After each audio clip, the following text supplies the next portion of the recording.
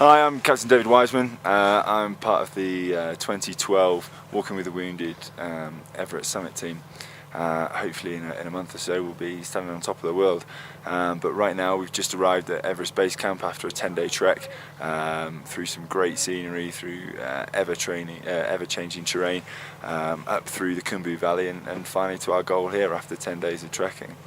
Everest Basecamp is a very strange place. It's a bit like a small town, if you like, a small town of tents. There's a few hundred people living here, all working off solar energy, because obviously there's no power lines or anything up here.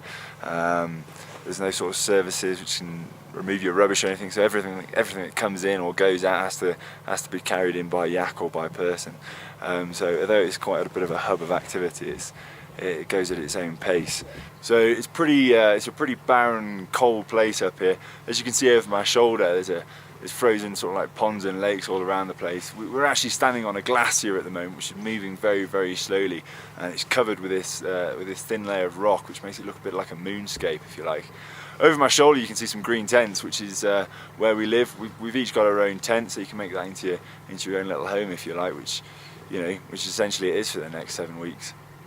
So in a few days we'll be having a religious ceremony, a Buddhist religious ceremony called a puja, which will be surrounded by this kind of Buddhist altar, if you like. As you can see everywhere, there's these prayer flags, which are very important to the local people and their culture. Further behind me, you can see how far sort of Everest Basecamp stretches. You can see a multitude of tents, hundreds and hundreds of meters behind me. And beyond that, you can see where the ice is sort of tumbling in on itself. That's the start of the Khumbu Icefall, which will be the first obstacle, if you like, on our way up to the top of Mount Everest.